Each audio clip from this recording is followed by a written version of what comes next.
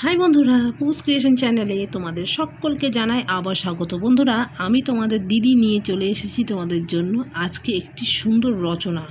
আজকে যে বিষয়ে রচনা পড়ব সে বিষয়টি হলো যে একটি বিজ্ঞান সাধকের সেই বিজ্ঞান সাধকের নাম হলো আচার্য জগদীশ চন্দ্র বসু। আচার্য জগদীশ চন্দ্র বসুর রচনায় আজ আমরা পড়ে নেব তার জীবন সম্পর্কে, তার কর্মজীবন সম্পর্কে, বাল্যজীবন, অধ্যাপনা সব কিছু সম্পর্কে আমরা আজ জানবো এবং শিখবো এই রচনার দ্বারা। রচনাটি আমি বানান করে অবশ্যই পড়াবো না, আমি রচনাটি তোমাদের বলে দেবো, তোমরা ভালো মতো শুনবে এবং মুখস্থ করে নেবে। এবার জীবনে তোমাদের এই রচনাটি অবশ্যই দরকার পড়বে। এই বিষয়ে আমি গ্যারেন্টি। কেমন লাগলো রচনাটি সেটা আমাকে জানাবে, আর ভিডিওটা কেমন লাগলো সেটি আমাকে জানাবে। অবশ্যই সঙ্গে থাকবে, পাশে থাকবে। যে সকল বন্ধুরা প্রত্যেকদিন রয়েছে তাদেরকে জানাই অসংখ্য ধন্যবাদ। তোমার এই দিদির তরফ থেকে এক্সট্রিমলি খুবই অনেক আন্তরিকভাবে একটা থ্যাঙ্কস জানাচ্ছি যারা আমার সঙ্গে রয়েছে। তো এবং যদি কেউ নতুন থেকে থাকো বন্ধুরা, অবশ্যই চ্যানেলটিকে আমার সাবস্ক্রাইব করে নিও। দেখবে এই চ্যানেলটি দ্বারা তোমরা অনেক কিছু নতুন শিখতে পারবে খুব ভালোভাবে, সহজভাবে। আর যদি ভালো না লাগে তবুও কিন্তু আমাকে কমেন্ট সেকশনে জানাবে। ভালো লাগলে ভিডিওটিকে বেশি করে লাইক এবং শেয়ার করো বন্ধুরা। অনেক কথা বললাম, আর বেশি বলবো না। এবার শুরু করছি ভিডিওটি। দেখো, বিজ্ঞান সাধক জগদীশ চন্দ্র বসু, বয়হসী ইয়োগায় আকার দন্তনা বিজ্ঞান সাধক দন্তসাকার সাধক সাধক জগদীশ বর্গের জগদয় দীর্ঘি তালবস দিশ জগদীশ চন্দ্র চদন্ত নয় দয় রফলা চন্দ্র বদন্ত সু বসু। নামটা বলে দিলাম, বানান করে আমি কোনো দিন যেন বানানটা তোমাদের ভুল না হয়, নামের বানান অবশ্যই। এবার শুরু করছি। প্রথমেই লিখতে হয় রচনা লেখার প্রথমে আমরা জানি লিখতে হয় ভূমিকা। সেই ভূমিকা শুরু করছি। ঊনবিংশ শতাব্দীতে জ্ঞান বিজ্ঞানের ক্ষেত্রে ঘটেছিল যে নবজাগরণ তার মূর্ত প্রতীক জগদীশ চন্দ্র বসু। ঊনবিংশ শতাব্দীতে জ্ঞান বিজ্ঞানের ক্ষেত্রে ঘটেছিল যে নবজাগরণ তার মূর্ত প্রতীক জগদীশ চন্দ্র বসু। তার বিজ্ঞান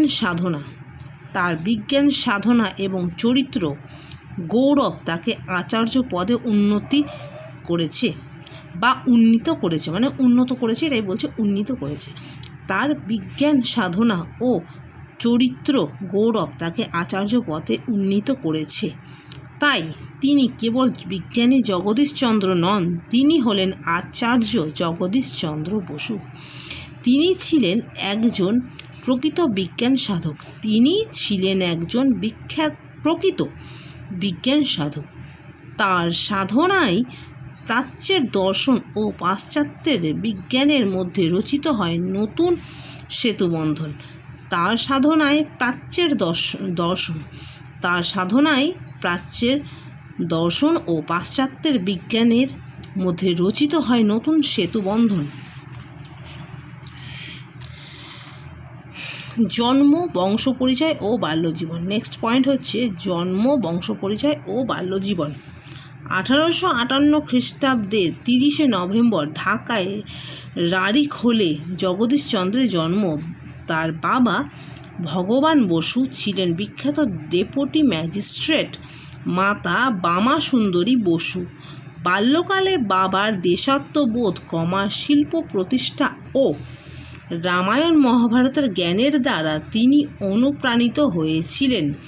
গ্রামের পাঠশালায় শিক্ষা সমাপ্ত করে ফরিদপুরে বাংলা স্কুলে শিক্ষালাভ করেন। তিনি জন্মগ্রহণ করেছিলেন 1858 খ্রিস্টাব্দে 30 নভেম্বর ঢাকার রাড়ীখোলে জগদীশচন্দ্র জন্মগ্রহণ করেছিলেন। নেক্সট পয়েন্ট অধ্যাপনা জীবন। স্বদেশে ফিরে তিনি প্রেসিডেন্সি কলেজে অধ্যাপনা করেন। ভারতীয় অধ্যাপকদের বেতন বৈষম্যের প্রতিবাদে তিনি 3 বছর কোনো বেতন গ্রহণ করেননি। অবশেষে কর্তৃপক্ষ ভারতীয় অধ্যাপকদের বেতন দেওয়ার মৌলিকতা স্বীকার করে একে তার 3 বছরের পারিশ্রমিক মিটিয়ে দেন। সেই বেতন তিনি ঋণগ্রস্ত বাবাকে ঋণমুক্ত করেন। গবেষণা ও আবিষ্কার, এটা হলো নেক্সট পয়েন্ট। জীবনের বিভিন্ন সময়ে তিনি বেছে নিয়েছিলেন গবেষণার বিভিন্ন বিষয়, তবে বিজ্ঞান সাধনায় তার উদ্যোগ শেষ পর্যন্ত অবলম্বন করেন 3টি বিষয়। প্রথমত, বিদ্যুৎ তরঙ্গ বিষয়ক এবং বিনা তারে বার্তা প্রেরণের পদ্ধতি আবিষ্কার, এই আবিষ্কারের জন্য তাকে লন্ডন বিশ্ববিদ্যালয়ে সিএসডি উপাধি দেন। দ্বিতীয়ত, তার লেখা responses in the living and non living গ্রন্থে পাওয়া যায় জড় ও চেতনার ভেতর কিভাবে সাড়া পাওয়া যায়। তৃতীয়ত, শরীরবিদ্যা সম্বন্ধীয় আবিষ্কার। এছাড়াও তিনি অনেক যন্ত্র আবিষ্কার করেন, যেমন স্মিগমোগ্রাফ, ফটোমিটার ইত্যাদি। উদ্ভিদের প্রাণ আছে এই সত্য প্রমাণ করে গেছেন আচার্য জগদীশ চন্দ্র বসু। তার বিজ্ঞান ঘটনার অমরতা আজও এই সত্য বহন করে চলে।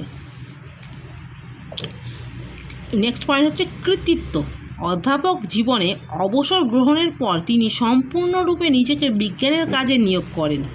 1917 খ্রিস্টাব্দের 30 নভেম্বর স্থাপন করেন বসু বিজ্ঞান মন্দির। পরবর্তীকালে এই মন্দির বহু রহস্যের সমাধান করে। সারা জীবন বিজ্ঞান দেবীর পাদপদ্মে অঞ্জলি দিয়ে গেছেন আচার্য। পরবর্তীকালে লন্ডনের রয়্যাল ইনস্টিটিউট তাকে বেতারের উদ্ভাবক রূপে বরণ করেছেন। নেক্সট পয়েন্ট হচ্ছে উপসংহার। ভারত মাতা যে সমস্ত রত্ন সন্তানদের জন্ম দিয়েছিলেন তার মধ্যে অন্যতম হলেন জগদীশ চন্দ্র বসু। তিনি পরাধীনতার গ্লানিকে উপেক্ষা করে কঠোর পরিশ্রমের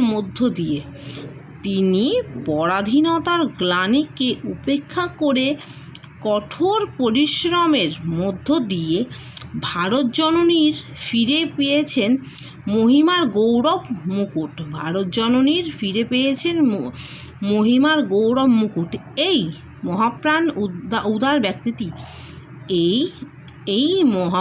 উদার ব্যক্তিটি আমাদের ছেড়ে 1937 খ্রিস্টাব্দে 23 নভেম্বর পরলোক গমন করেন। এই মহাপ্রাণ উদার ব্যক্তিটি আমাদের ছেড়ে 1937 খ্রিস্টাব্দে 23 নভেম্বর পরলোক গমন করেছিলেন, মানে তিনি মারা গেছিলেন। তার মৃত্যু ডেট হলো 1937 খ্রিস্টাব্দের 30 নভেম্বর এবং তিনি জন্মগ্রহণ করেছিলেন 1858 খ্রিস্টাব্দের 30 নভেম্বর ঢাকার রানীখোলে। তো বন্ধুরা, তোমাদের এই ভিডিওটি কেমন লাগলো? আমার তো মনে হয় তোমাদের ভালোই লাগবে, কিন্তু পড়ানো নিয়ে তোমাদেরকে যে পড়ালাম আমি সেই নিয়ে যদি তোমাদের কোনো মন্তব্য থাকে তো অবশ্যই আমাকে জানাবে। এর আগের দিন আমার এক বন্ধু আমায় বলেছিল দিদি একটু আস্তে পড়াবে, সেই জন্য আমি আস্তে করেই পড়ালাম। দেখবে তো তোমাদের কেমন লাগলো এবং অবশ্যই আমাকে জানাবে। যদি তবুও কিছু অসুবিধা হয়, যদি মনে হয় যে আরও কিছু তোমাদের প্রয়োজন পড়ানোর সময় অন্যভাবে পড়ানোর দরকার, তো আমাকে জানাবে, আমি সেইভাবেই তোমাদের পড়াবো। ততক্ষণের জন্য এই দিদি তোমাদের জানাচ্ছে টাটা। তোমরা ভালো থেকো, সুস্থ থেকো এবং সারা জীবন কিছু না কিছু শিখতে থেকো। পড়াশোনার দ্বারা কিন্তু অনেক কিছু শেখা যায়, আর শেখা বন্ধ করবে না। জীবনে চলতে গেলে শেখাটা অবশ্যই প্রয়োজন। জীবন মানে শেখা, নতুন কিছু শিখতে থাকবে অবশ্যই। দিদি হয়ে এটা আমি তোমাদেরকে বললাম, আশা করি তোমাদের ভালো লাগবে। আশা করি মনে হবে না যে দিদি খুব জ্ঞান দিচ্ছে, আমি কিন্তু ভালো কথাই বলছি। দেখবে যত কিছু শিখবে তত জ্ঞান বাড়বে, জীবনটাকে নতুনভাবে দেখতে পারবে। তো বন্ধুরা, আজ এই পর্যন্ত ভিডিওটি করলাম। আমি ভালো আছি, আশা করি তোমরা ভালো আছো এবং ভালো থেকো। নেক্সট দেখা হচ্ছে পরের ভিডিওতে।